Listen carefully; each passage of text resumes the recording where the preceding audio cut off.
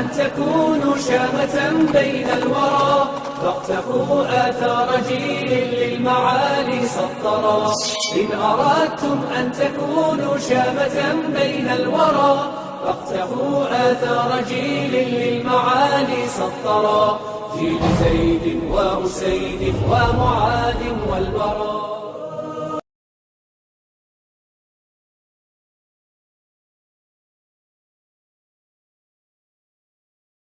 بسم الله الرحمن الرحيم الحمد لله حمدا كثيرا طيبا مباركا فيه غير مكفي ولا مودع ولا مستغنى عنه ربنا والصلاة والسلام على رسول الله وعلى آله وصحبه ومن والاه. Salam alaikum wa rahmatullah. Dieu dit dans le Saint-Coran: Inna Allah yuhibbu as-sabirin.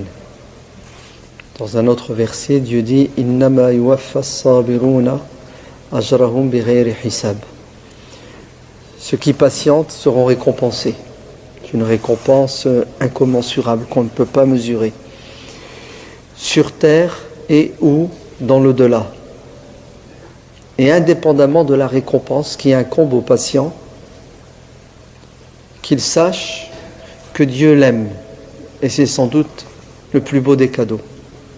Et même s'il n'y avait pas un salaire matériel qui est le bien-être sur terre et dans l'au-delà, Dieu garantit à ceux qui patientent qu'il les aime. Et quand Dieu aime quelqu'un, il est comblé, n'est-ce pas? Wa ridwanullahi akbar. C'est-à-dire, tenez le paradis, faites ce que vous voulez au paradis, demandez ce que vous voulez, vous l'aurez, mais sachez qu'il y a mieux que tout ce que vous pouvez vous imaginer au paradis. C'est quoi? C'est l'amour de Dieu, la satisfaction de Dieu, car quand Dieu est satisfait de quelqu'un, c'est qu'il l'aime, et quand Dieu aime quelqu'un, il est satisfait de lui. La patience. Est-ce que la patience est une posture spirituelle, psychologique, qui fait du croyant qui patiente un individu fataliste qui ne cherche pas à changer, à faire évoluer le milieu dans lequel il est? Certains musulmans croient et pensent que la patience, c'est la résignation totale et la soumission complète aux circonstances défavorables dans lesquelles il vit. C'est-à-dire, il y a un malheur qui te frappe, tu n'as pas le choix, t'encaisses, tu patientes et tu espères la récompense. Sans chercher à savoir pourquoi le malheur te frappe, pour quelle raison, et sans se projeter dans l'avenir pour éviter la récidive. Certains musulmans croient et pensent que la patience, c'est le fatalisme. Et ça, c'est une erreur. Pourquoi c'est une erreur? Parce que Dieu ne cesse de nous dire dans le Coran d'agir. Et c'est après avoir agi à la lumière de la volonté divine, donc de ce que Dieu autorise, ce qu'il permet, ce qu'il interdit, après s'être donné tous les moyens intellectuels pour bien penser, pour bien agir, moyens matériels, et que tu n'as pas le résultat escompté, voulu, indépendamment de ta volonté, tu y es pour rien, qu'il t'ait demandé de patienter. Pourquoi? Pour gérer cette épreuve, parce que ça reste une épreuve, l'échec, le fait que tu n'aies pas atteint tes objectifs. Là, Dieu te demande de patienter. En aucun cas, il nous est demandé de tomber dans le fatalisme et évoquer une pseudo-confiance en Dieu totale qui nous handicape et qui nous empêche d'agir. On va prendre un exemple dans la biographie du prophète sallallahu alayhi wa sallam et de ses sahaba, qui prouve et qui montre que la patience, ce n'est pas un comportement négatif, qui ne fait pas changer les choses. L'imam al-Bukhari rapporte hadith est authentique, qu'Abu Jahl, na'latullahi alayhi, et dans toutes les sociétés de tout temps, il y a des Abu Jahl. Une bande de nantis, nantis ça veut dire pourri, des mutrafoun, qui dominent, qui ont le pouvoir, et ils pensent que leur pouvoir est absolu, nos limites, et qu'ils ont tous les droits sur les petits, al-mustadrafoun, les petites gens. Oui, ce sont les suppôts du diable. Ils sont atteints du cancer, du kibr, l'ostentation, la vanité, l'orgueil. Ils sont les frères de Pharaon qui croient que ses pouvoirs sont sans limite. Et Dieu dans le Coran nous avertit en nous disant: faites attention à qui? Alladina stakbaru.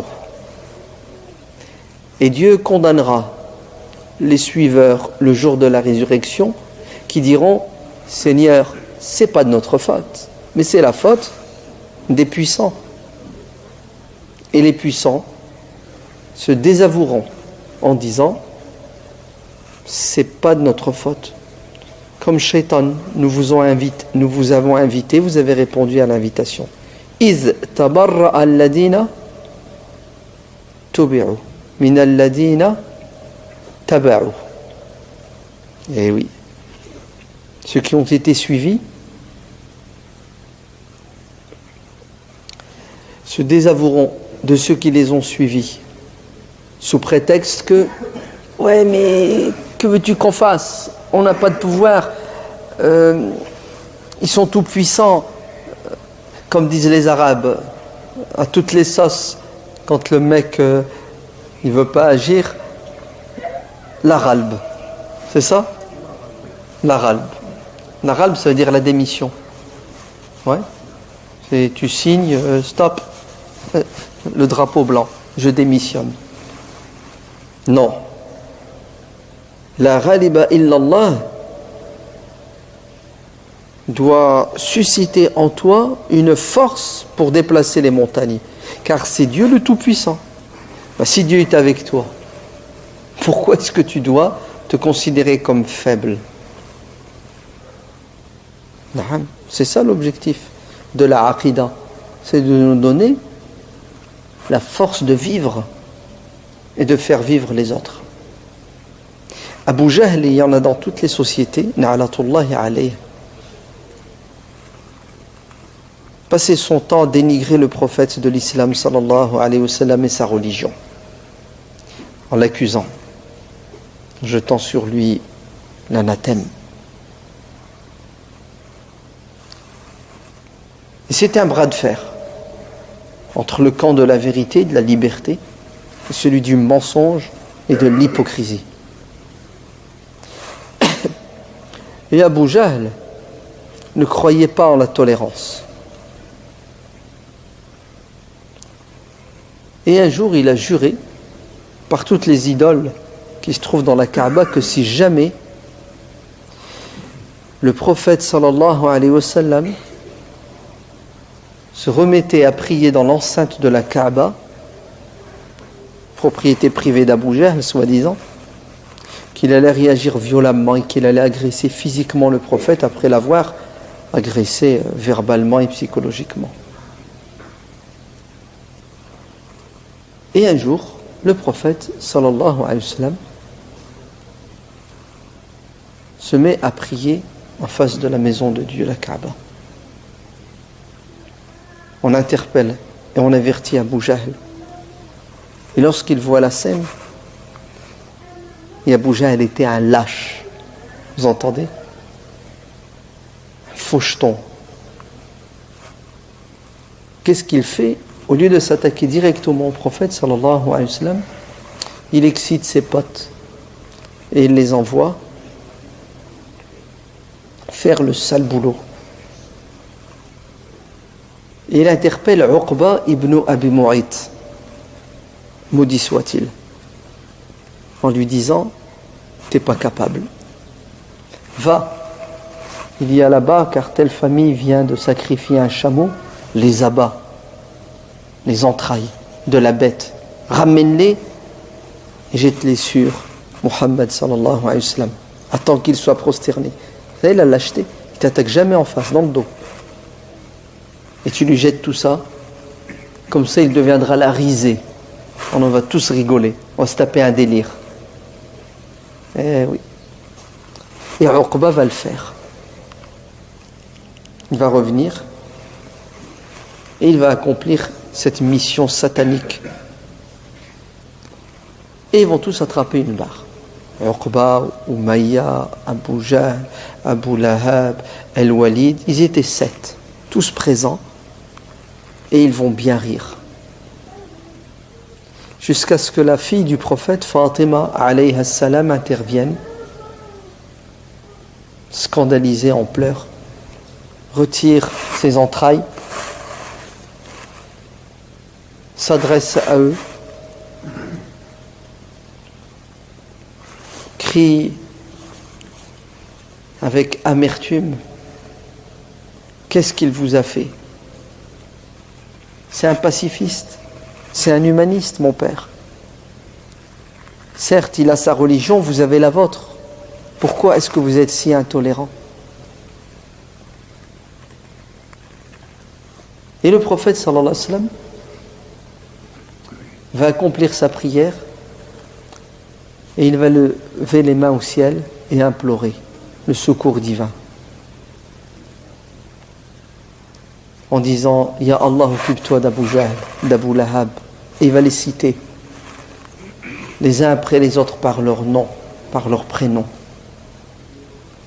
Et leur devenir sera triste puisqu'ils vont tous tomber à la bataille de Badr des années plus tard. D'ailleurs, quand le prophète s'est mis en colère, il a prié contre eux, ils se sont tout de suite calmés, ils ont arrêté de rire. Eh oui, parce qu'ils savaient qu'il était sérieux et ils savaient que Dieu était avec lui. Quel entêtement! Oui, puisque à plusieurs reprises, ils vont venir lui demander, lui faire des excuses en disant: c'est bon, tu peux retirer tes invocations. Ils savent que lorsque le prophète sallallahu alayhi wa sallam priait, implorait son Seigneur, qu'il était entendu. Bref, je vous ai résumé l'histoire, il y a plus de détails, mais c'est pas ça le sujet, le thème d'aujourd'hui. Qui nous a raconté cette histoire? Un témoin oculaire et auriculaire qui s'appelle Ibn Ummi Abd, Abdullah ibn Mas'ud radiyallahu anhu, un des premiers convertis à l'islam. C'était un berger, quelqu'un qui ne faisait pas partie des bourgeois de la Mecque. Il s'est converti à l'islam et il deviendra un des grands parmi les grands apôtres du prophète alayhi salatu wassalam, si bien qu'Omar ibn al-Khattab dira de lui: c'est un récipient qui déborde de science. Abdullah ibn Mas'ud. Et Abdullah dira de sa propre personne: je connais 80 sourates du Coran, je sais quand elles ont été révélées, où, pourquoi, comment, toutes les circonstances. C'était un expert dans le Coran. Et dans le fiqh, il fait partie des Abadila, les 4 grands Abdullah, qui sont des savants, des mouftis, des jurisconsultes qui ont atteint le stade de l'ijtihad parmi les compagnons du prophète sallallahu alayhi wa sallam. Il est le fondateur de l'école hanafite, Al-Koufa. Qui est l'imam Abu Hanifa si ce n'est l'élève de Abdullah ibn Mas'ud?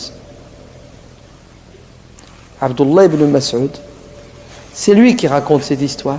Vous savez pourquoi? Parce qu'il était témoin, il était présent. Il a tout vu, tout entendu. Question: pourquoi Abdullah ibn Mas'ud n'a pas pris la défense du prophète? Pourquoi il ne s'est pas levé? Il leur a dit: pourquoi il ne les a pas empêchés, tout simplement? Pourquoi il ne les a pas arrêtés? Pourquoi est-ce qu'il ne les a pas dissuadés? Et même quand ils ont fait L'irréparable, pourquoi il n'est pas parti retirer ses entrailles? Abdullah ibn Mas'ud était témoin, il a tout vu, tout entendu, et il n'a rien fait. Qui parmi vous oserait dire qu'Abdullah ibn Mas'ud est un lâche, un peureux, un traître, un hypocrite, parce qu'il n'a pas défendu le prophète sallallahu alayhi wa sallam? Qui parmi vous pense et croit qu'Abdullah ibn Mas'ud n'avait pas l'iman, n'avait pas la foi,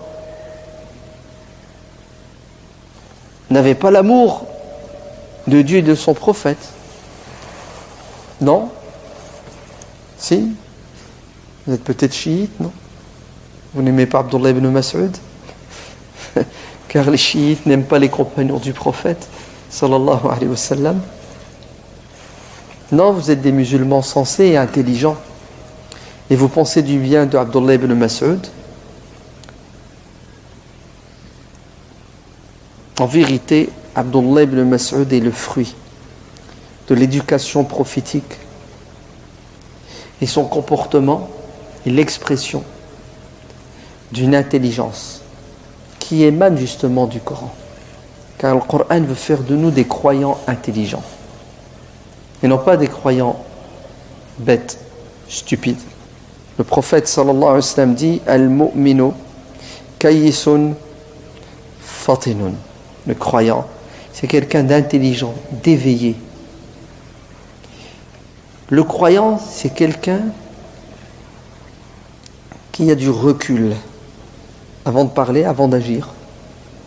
Avant de se taire et de ne pas agir, il pèse toujours le pour et le contre. Il voit les conséquences. Et à la lumière du résultat attendu, il agit ou il ne réagit pas. C'est pas quelqu'un qui est sous la pression, dans la réaction et l'émotion. C'est quelqu'un qui sait avoir du recul, qui sait se contenir, se retenir. Le prophète sallallahu alayhi wa sallam dit « Laysa ash-shadidu bi as-sur'a » Le fort, c'est pas celui qui démarre au quart de tour. Tu le piques, il réagit. Le fort, c'est celui qui subit la pression et qui ne réagit pas. Pourquoi? Parce qu'il est intelligent. Il sait très bien que s'il réagit, ça va être pire que ce qu'il vient de vivre et de subir. Oui, mais attends, c'est quand même le prophète, sallallahu alayhi wa sallam. Le prophète est en train de se faire insulter, agresser, et le sahabi ne bouge pas. Mais il aurait dû réagir, quitte à quoi, hein? Dites-le, n'ayez pas peur. Quitte à mourir. Attends, c'est une belle mort quand même, mourir pour Dieu et son prophète.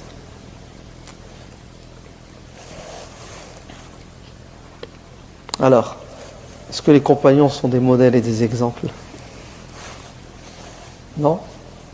Lui-même, Abdullah ibn Mas'ud, dit dans un hadith, si vous devez prendre des gens comme exemple, prenez comme exemple les Sahaba, les compagnons du prophète, car c'était les gens les plus purs, qui avaient un cœur rempli de foi, qui étaient dans une compréhension souple de la religion. Il parle de ses confrères, ouais, et il dit, les voilà, les modèles et les exemples. Pourquoi Abdullah ibn Mas'ud n'a pas réagi? Parce que le croyant ne doit jamais être dans la réaction.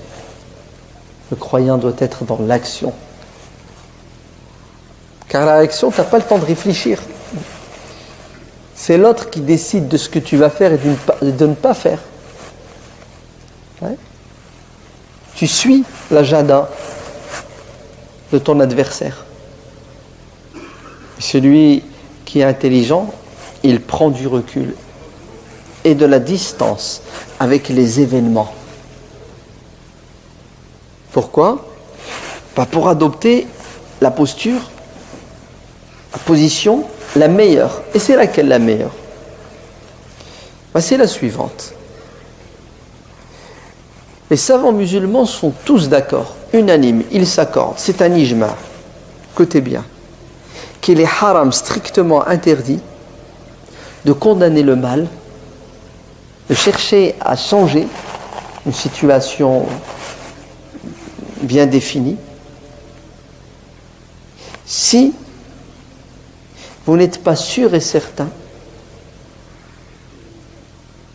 que le résultat sera positif. Ainsi, le munkar doit être ciblé, le blâmable. Et ça doit être un munkar avéré. D'ailleurs, vous n'avez pas le droit de condamner quelqu'un qui fait quelque chose qui est autorisé pour lui, alors que pour vous, c'est interdit. Et oui, la inkara, on n'a pas à condamner quelqu'un qui a fait un choix qui est différent du nôtre, sous prétexte que pour nous, c'est un mauvais choix. Pour lui, c'est un bon choix. Vous n'avez pas le droit de condamner. Vous pouvez interpeller la personne, lui poser des questions, lui donner votre avis, mais vous n'avez pas à la condamner, encore moins à la rejeter, la détester, parce que son choix est différent du vôtre. Bien sûr. Les savants divergent sur la majorité des questions de droit, de fiqh.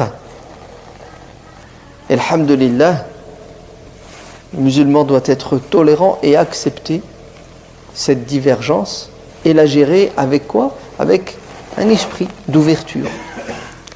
Donc, il faut cibler le munkar, d'accord? Et ça doit être un munkar avéré, autour duquel il y a un ijma', un consensus. Et deuxièmement, il faut se donner les moyens pour le faire disparaître ou le diminuer, le munkar. Mais si jamais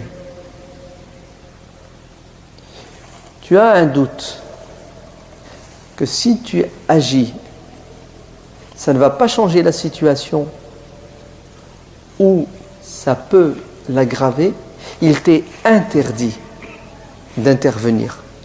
Car l'aggraver, c'est un péché. D'accord? Tu as un munkar, tu réagis mal, tu agis mal, tu aggraves la situation, tu n'as pas résolu le problème, tu as créé un deuxième problème, puisque le munkar augmente.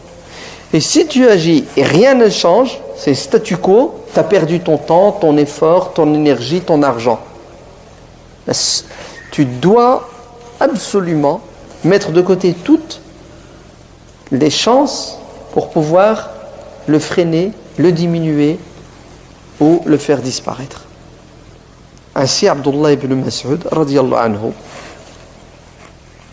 parce qu'il est intelligent, parce qu'il connaît la situation à la Mecque, il sait très bien que s'il avait réagi, il aurait été victime 2 fois plus que le prophète de l'intolérance des Qurayshites.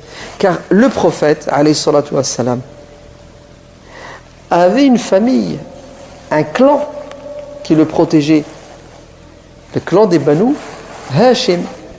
Quant à Abdullah ibn Mas'ud, il faisait partie du petit peuple qui n'avait aucun clan pour le préserver, le protéger. Il aurait été agressé 10 fois plus, il aurait même peut-être perdu la vie. Alors, vous dites quoi? Le prophète se fait insulter, il se fait agresser en présence d'Abdullah ibn Mas'ud, et Abdullah ibn Mas'ud ne bouge pas pour sauver sa quoi? Sa peau. Vous avez entendu? Pour sauver sa peau. Pas mal, non? Vous ne trouvez pas? Non? Vous êtes d'accord? Si vous n'êtes pas d'accord, dites-le, hein, vous avez le droit. On est en démocratie, le pouvoir appartient au peuple. Alors qu'est-ce que vous en pensez? Abdullah ibn Mas'ud ne réagit pas, il a pesé le pour et le contre. S'il agit, il est mort. Conclusion, il vaut mieux faire un pas en arrière, laisser passer la tempête, et on verra plus tard. D'ailleurs, est-ce que le prophète sallallahu alayhi wa sallam l'a condamné?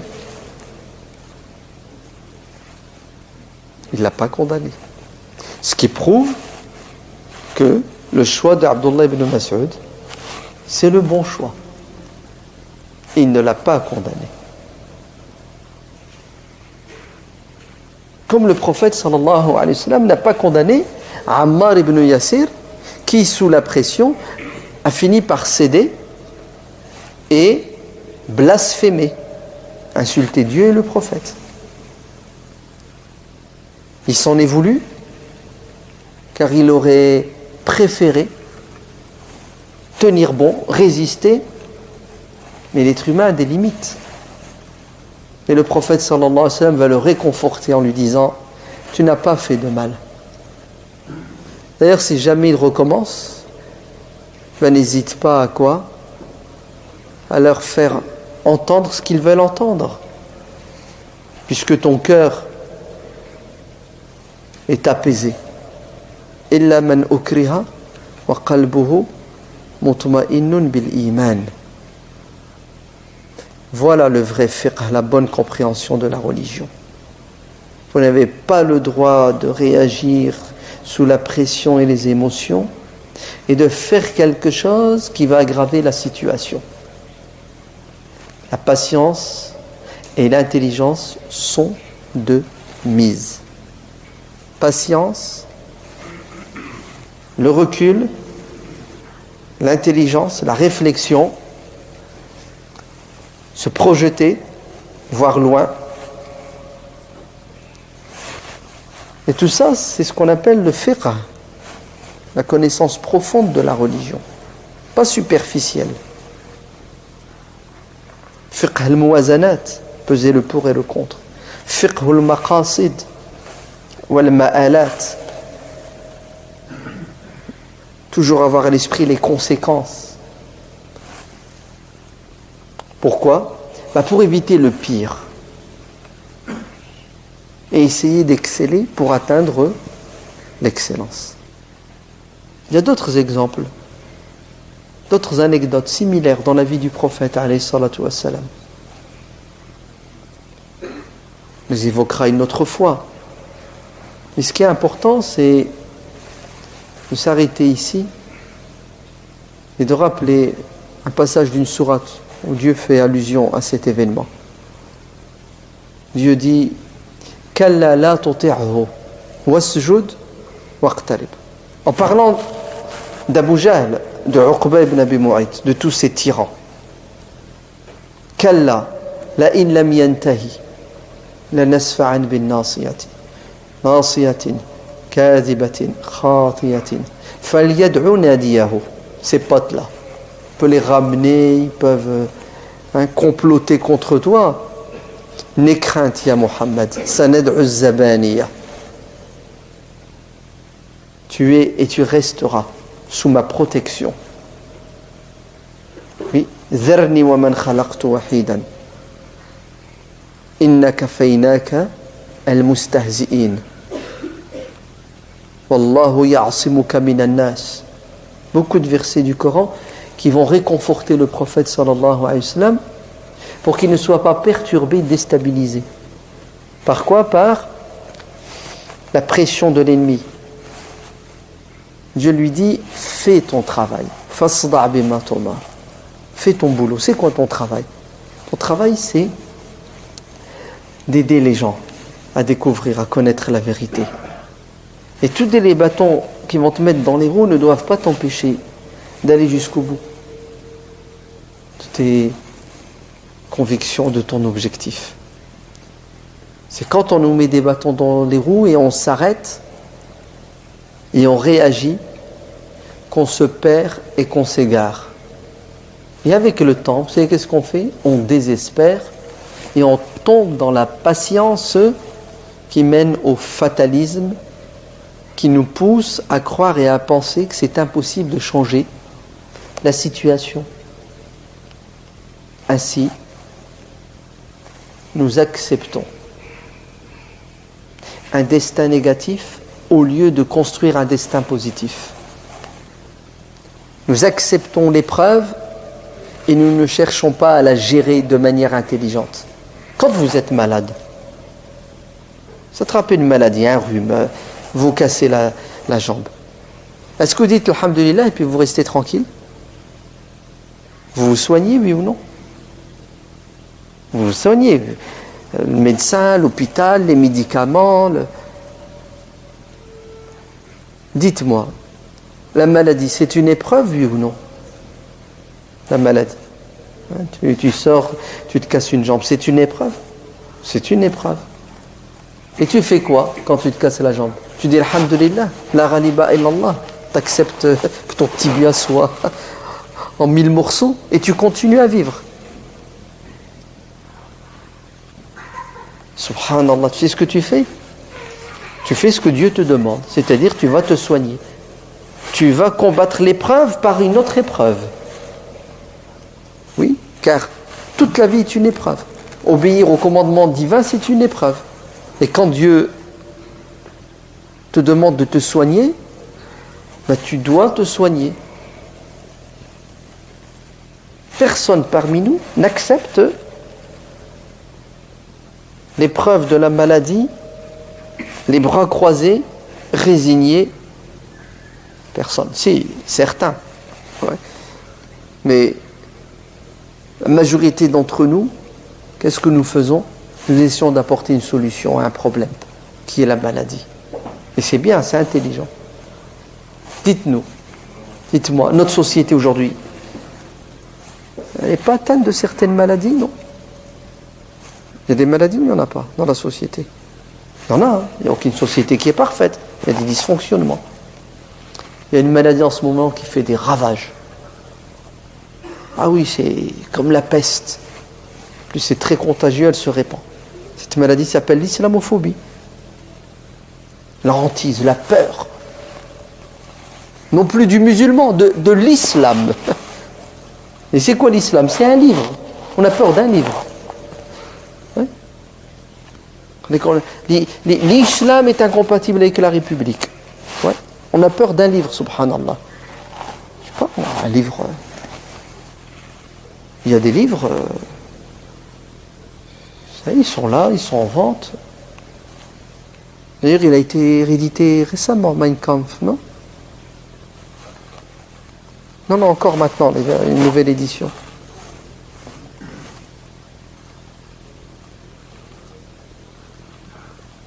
Alors, on fait quoi contre cette maladie qui est en train de faire des ravages dans notre société et qui nous empêche de vivre dans la paix, dans la convivialité, qui dérange, qui déstabilise tout le monde, musulmans et non musulmans?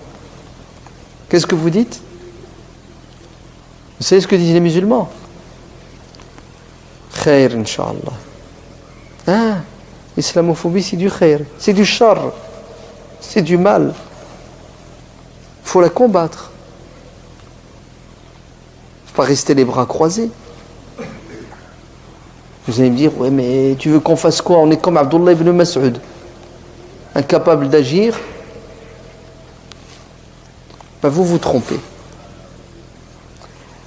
Ce qui nous arrive et ce qui se passe aujourd'hui en France n'a rien à voir avec ce qui s'est passé à la Mecque à ce moment précis. Pas vrai? Je vous dis, personne ne vous empêche de faire la prière. Il y a quelqu'un qui est rentré dans la mosquée qui vous a mis les abats d'un cochon sur le dos, sur d'un mouton. Personne. Au contraire. Avec les événements douloureux, nos soldats ont été déployés pour la sécurité des mosquées. Vous priez, puis il y a des soldats avec leurs FAMARS qui sont dehors et qui vous protègent. Mais bien entendu, qu'il faut agir indépendamment de ce qui se passe et de ce qui va se passer. Normalement, depuis longtemps et pour toujours, nous devons agir à la lumière des préceptes de notre religion. Regardez, nous sommes le week-end du combien? Du 16? 17. Vous savez c'est quoi ce week-end? C'est ce qu'on appelle les journées du patrimoine. Qu'est-ce que c'est que les journées du patrimoine en France? C'est le deuxième week-end chaque année du mois de septembre, où le patrimoine français ouvre ses portes à tous les citoyens français. Pourquoi? Pour visiter. Les musées sont ouverts et sont gratuits. Bien sûr, les églises sont ouvertes. les couvents, les mosquées, les synagogues, les mairies, tout ce qui fait partie de la richesse, du patrimoine français, est à disposition des citoyens de manière gratuite ce week-end. Et malheureusement, la plupart des mosquées ne s'inscrivent pas dans cette démarche d'ouverture. Et vous savez pourquoi? Parce que les musulmans ne savent même pas. Et ils ne savent pas ce que c'est que les journées du patrimoine, ils ne savent même pas que ça existe. Ouais. Et ça, c'est la pire des choses. Tu vis dans une société, tu n'es même pas au courant de ce qui se passe dans ta société, comment elle fonctionne, ce qui va, ce qui ne va pas. Rien. Tant que ça ne te touche pas directement à titre personnel,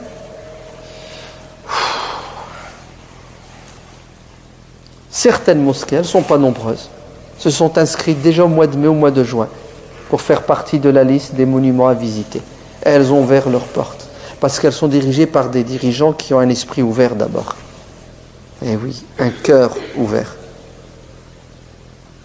Aujourd'hui, demain, toutes les mosquées de France, aujourd'hui elles auraient dû, demain elles doivent quoi? D'ouvrir leurs portes et permettre aux musulmans ou non musulmans, et surtout à ceux qui ont peur de l'islam et des mosquées des musulmans, d'entrer pour voir ce qui se passe, pour entendre ce qui se dit, pour dialoguer. Et subhanallah, c'est ce que Dieu nous dit dans le Coran à plusieurs reprises. Qul ya ahlal kitabi ta'alaw. On doit inviter les gens.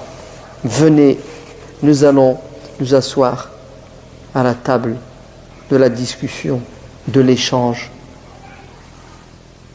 C'est Dieu qui nous le demande dans le Coran. Et on ne crée pas le dialogue. Alors que notre société nous donne les moyens, les outils. Si la mosquée s'était inscrite au mois de juin, la mairie aurait fait, le service culturel de la mairie, elle aurait fait son travail et averti tous les citoyens par tous les moyens de communication que nous avons aujourd'hui. Et des centaines de personnes seraient venues. Mais les gens passent devant la mosquée, ils ont peur. Il y a des gens qui sortent, qui rentrent. Allah alam, sont peut-être en train de comploter. Ouais. Oui, beaucoup de gens pensent et croient.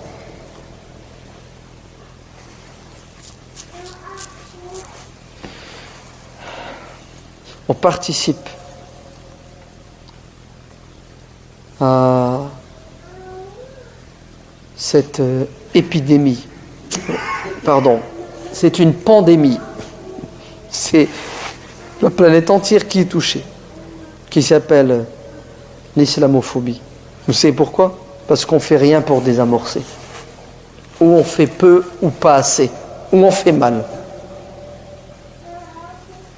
Alors vous avez sans doute raté les journées du patrimoine. Vous n'êtes pas allé et vous n'avez pas invité les gens à venir.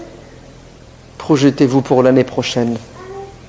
Ou d'ici l'année prochaine, créez des occasions pour ouvrir la mosquée, pour permettre aux gens d'entrer en contact sans l'intermédiaire qui fausse tout que vous connaissez.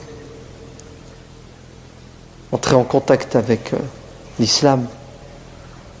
Imaginez-vous, vous avez 100 personnes qui rentrent, qui visitent la mosquée, qui dialoguent avec vous et qui repartent avec un livre.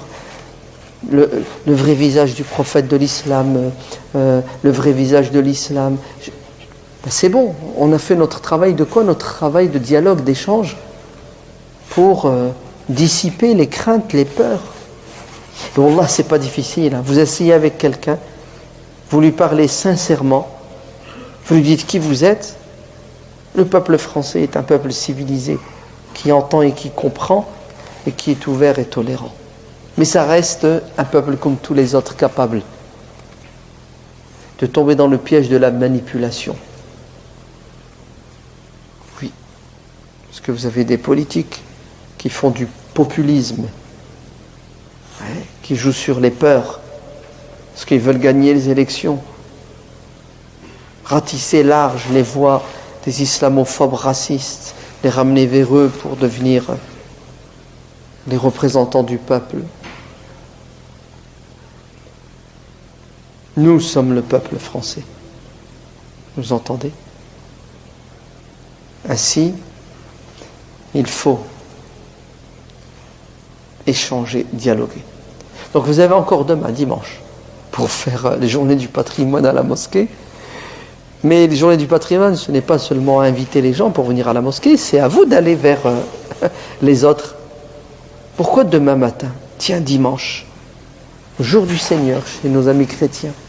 Vous n'allez pas à l'église à l'occasion des journées du patrimoine pour voir ce qui s'y passe, ce qui s'y dit, dialoguer, discuter, poser des questions. Pourquoi vous n'y allez pas? Est-ce que vous savez que notre prophète Mohammed sallallahu alayhi wa sallam entrait, alors il n'y avait pas d'église à la Mecque, il n'y avait pas d'église à la Mecque et à Médine, mais il y avait des synagogues à Médine.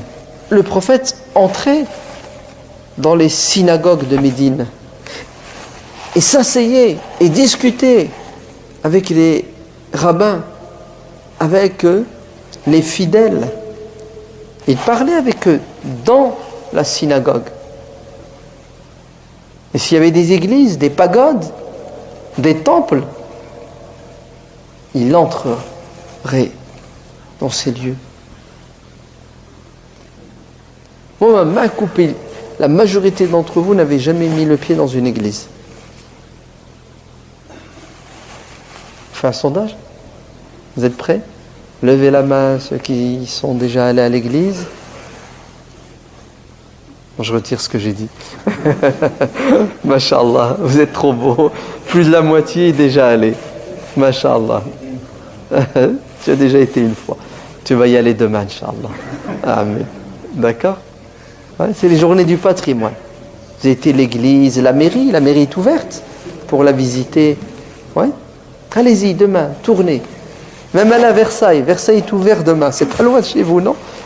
Ouais. Allah, il y a des châteaux en France, c'est des joyaux, c'est trop beau. Vous n'êtes pas loin de Paris, la plus belle capitale du monde. Vous avez le plus grand nombre de choses à visiter. C'est chargé d'histoire, de symboles. Il faut avoir de la culture. Donc bougez-vous, Allah yabarak fikoum. Ouais. Allez vers les gens, parlez avec eux, écoutez-les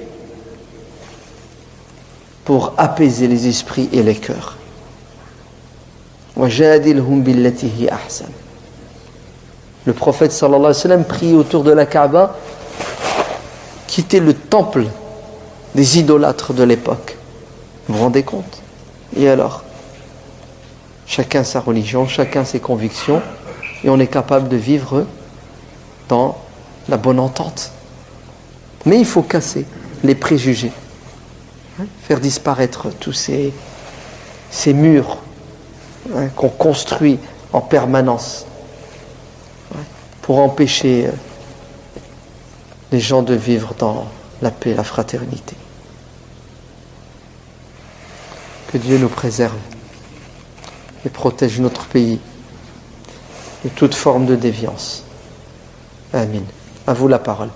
Si vous avez des remarques, des questions, des critiques ou des suggestions. C'est la liberté d'expression, n'ayez pas peur. Avec des limites, bien sûr, quand même.